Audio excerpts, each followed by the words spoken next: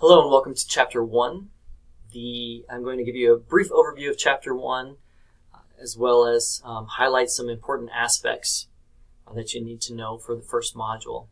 So one of the biggest things is going to be the difference between the signs and the symptoms, with the sign being something that you can look at, measure, or see, or being an objective measure of your clinical evaluation, and the symptom being a subjective measure or something that the patient tells you.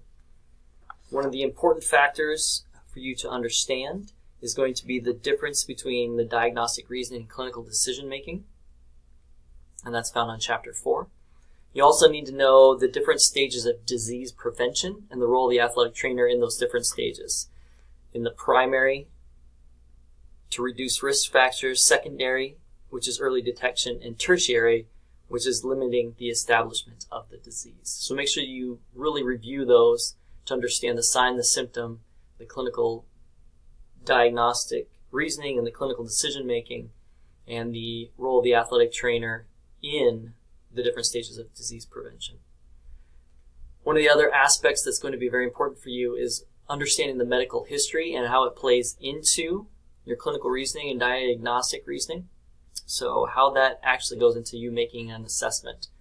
Included in this list are important factors that you will need to know, and you can read more about them in the pages 5 through 9. In 9 through 11, you need to focus in on the behavioral and characteristics. So how does the patient describe it, or those subjective measures, as well as with a focus in on pain management.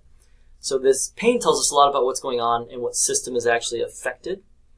So there's several charts and tables that are dispersed throughout your book that give you different ideas of what type of symptom is related to different type of systemic conditions.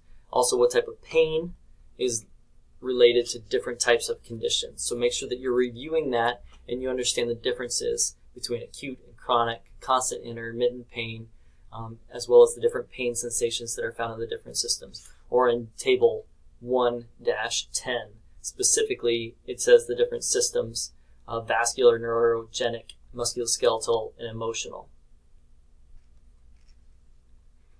In 11 and 12, focusing in more on pain, we have the difference between the mechanical, chemical, and the perceptual, as well as cutaneous, deep somatic, and visceral pain. All of these are going to provide additional information on what type of pain they're having, as well as what system it's specifically affecting. Make sure you review that information. In some cases, we're looking at just differentiating what is normal and what is abnormal. So we have to know what is normal for appearance, deformities, gait, behavior, coordination of that individual, as well as what are the normal vital signs.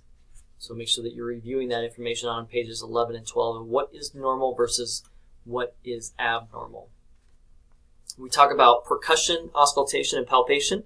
They're all very similar, but percussion is to strike and cause the vibration. Palpation is just putting hands on the patient and palpating or feeling for differences in tissue, texture.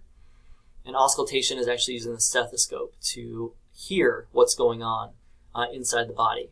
We can also use smell and neurological issues or signs and symptoms to tell more. Again, that's found on page 13, so make sure you're reading that.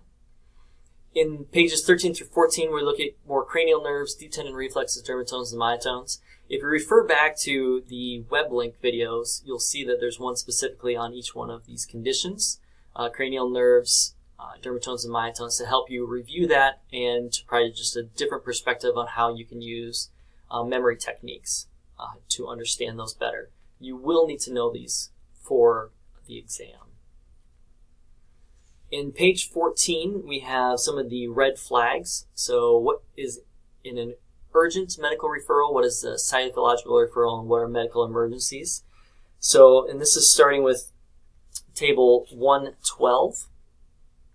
That goes into that aspect, and that is on page 16.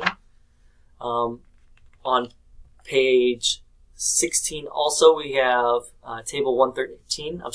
Table 112 is on page 15. Table 16 we also have table 113, which is the symptoms for urgent referral to a physician. So these are specifically red flags on different types of pain or different types of signs and symptoms that you need to watch out for and immediately refer. You'll remember these from the emergency response class. We also have the hierarchy of assessment. So what is the most important thing to identify first, second, third, and fourth? So obviously vital signs. We're looking at neuromotor and brain activity, endocrine metabolic activity, and then just daily functions. For the vital signs, the normal, abnormal, and as far as high and low are listed in 116 on page 17. And then the last set of tables are symptoms that are similar to different types of systemic conditions in relation to musculoskeletal conditions. You specifically have an assignment that's related to these different tables and understanding the differences there. So make sure that you're reviewing these. We'll get into more depth as we get into the different systems. So like table 117 is cardiovascular and pulmonary disorders. We'll spend more time on that once we get to the cardiovascular and pulmonary disorders section of the course. But please refer those. They are very handy for helping you diagnose immediate referral or understanding when there might be some crossover between musculoskeletal and systemic conditions. If you have any questions on the text, you can always reach me through the normal communication channels associated with this course.